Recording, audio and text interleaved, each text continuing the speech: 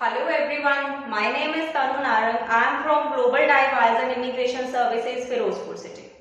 Students, आज मैं इस वीडियो में आप लोगों को ऐसा शॉर्ट फॉर्मूला देने वाली हूँ जिससे डेफिनेटली आपका राइटिंग का स्कोर इंक्रीज होगा।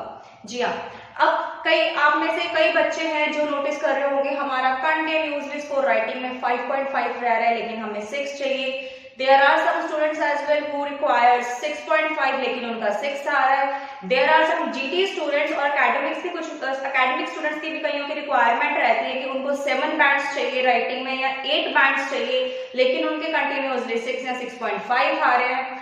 तो स्टूडेंट्स, आज मैं इस वीडियो में आई टेल यू कि how to write informative and influencing introduction. You know, introduction task 2 में बहुत इंपॉर्टेंट रोल प्ले करती है। It must be very influencive because ये जो इंट्रोडक्शन होता है ये आपके एग्जामिनर को बताता है कि आपका ओपिनियन, आपका स्टैंड क्या है थ्रू आउट द एसे, आप प्रॉपर पूरे एसे में लिखने क्या वाले हो। ओके, तो इंट्रोडक्शन मस्ट बी वेरी इन्फ्लुएंसिव। तो आज इस वीडियो में हम लोग डिस्कस करेंगे कि एक इंफॉर्मेटिव थीसिस लाइन, एक कॉमन थीसिस लाइन कैसे अच्छी से बनाई जा सकती है। आई एम डैम श्योर कि इस थीसिस लाइन की हेल्प से जो बच्चे 5.5 पे हैं वो डेफिनेटली 6 पे आएंगे, and who are continuously at 6.5 they can reach up to 7.5 to 8 bands. Alright, so students, basically thesis statement जो होता है वो 2 टाइप्स की रहती हैं। एक होती है डायरेक्ट थीसिस, एक होती है इनडायरेक्ट थीसिस। अब जो डायरेक्ट थीसिस होती है वो बच्चे लिखते हैं जिनका रिक्वायरमेंट है 7, 7.5 या 8 बैंड्स। उनके लिए direct thesis statement is very good. Direct thesis मतलब जिसमें आप लोगों को कुछ भी कॉपी पेस्ट नहीं करना है, आपको अपने आइडियाज को आउटलाइन करके अपने ही वर्डिंग में लिखना है क्वेश्चन के according. Okay, so direct statement, just for example हम लोग ये बोल सकते हैं that in this essay I will discuss that air pollution is the main cause of global warming. Okay, this is the example of direct thesis statement. इसमें क्या किया हम लोगों ने थीसिस स्टेटमेंट में एग्जामिनर को अपने आइडिया का हिंट दे दिया और एग्जामिनर को ये पता चल गया कि इस पूरे ऐसे में और या फर्स्ट बीपी में you will discuss about air pollution regarding the global warming. अब ये जो डायरेक्ट थीसिस स्टेटमेंट होती है ये वो बच्चे कैरी फॉरवर्ड कर सकते हैं जिन बच्चों को 7, 7.5 या 8 बैंड्स चाहिए। अब हम लोग डिस्कस करेंगे इनडायरेक्ट थीसिस स्टेटमेंट। अब ये जो इनडायरेक्ट थीसिस स्टेटमेंट होता है इसको आप लोग कॉपी कर सकते हो। ये एक ही थीसिस स्टेटमेंट है, हर टाइप के ऐसे के लिए ये चलेगी। ओके, इस थीसिस को फॉलो करके आप लोग बहुत इजीली 6 और 6.5 ले सकते हो। It is my guarantee. Okay, so thesis, indirect thesis statement है दिस ऐसे विल एक्सप्लिकेट या फिर एक्सपाउंड या फिर इलैबोरेट।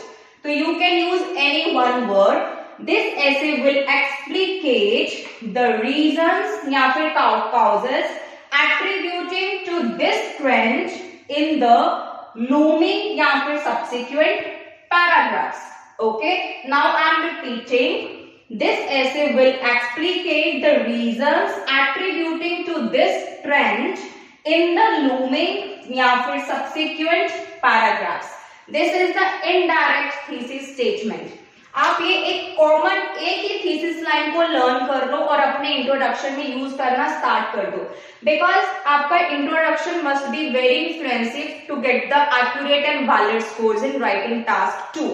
अब इसके अलावा आई विल टेल यू कि आप इसमें अगर आपको इनडायरेक्ट में ही थोड़ा सा डायरेक्ट थीसिस ऐड करना है तो आप लोग कैसे कर सकते हो। ओके, अब मैं इसी थीसिस को थोड़ा सा और इम्प्रूव करके आप लोगों को बताती हूँ कि चाहे वो कोई भी ऐसे आ जाए, you can use the same thesis line.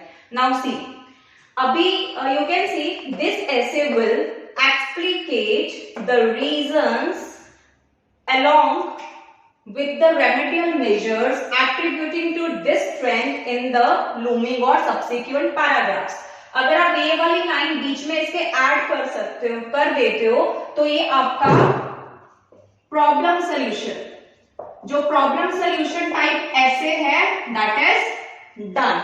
Okay, अब इसके अलावा this essay will explicate the reasons attributing to this trend of both the perspectives in the looming or subsequent paragraphs. अगर आपने ये लाइन बीच में ऐड कर दी तो आपका ये कौन सा ऐसे हो गया, that is discuss both views, right. इसमें आपके बोथ व्यूज चले गए. Now merits and it's drawbacks, that is you can use this statement with agree or disagree. Okay, like for stand, for opinion kind of essay. Okay, so guys, you can use this common thesis line of like with all the essays of task 2 only. This essay will explicate the reasons attributing to this trend in the subsequent paragraphs. So guys, this is a very common thesis line जो आपके हर ऐसे के task 2 के लिए जाएगी. Okay, so you don't need to panic. It will definitely increase your band score from 5.5 to 6. और जिन बच्चों को 7.5 या 8 का रिक्वायरमेंट है तो go for the direct thesis line. Okay, so alright, so guys, do let me know कि whether this information was informative for you or not. आपको ये वीडियो पसंद आई या नहीं आई, आपके लिए ये नॉलेजफुल थी या नहीं थी. बिकॉज जब आप लोग कमेंट्स करते हो ना या लाइक करते हो वीडियो पे, it motivates me. And also let me know कि आपको और कौन कौन से टॉपिक पे वीडियो चाहिए. Okay, so if you want to take offline classes from us, that is also open and available from 10 AM till 8 PM. अगर आपको ऑनलाइन क्लासेस चाहिए, that too is available. Okay, so screen पे number दिया हुआ है, हमारे office का location is given on the screen. Do visit us and if you want more knowledge या आपको किसी कोई क्वेश्चन पूछना है, आपको कोई डाउट है, यू कैन कॉल अस या you can comment in the comment section. Alright, thank you so much and I will see you in the next video. Bye bye.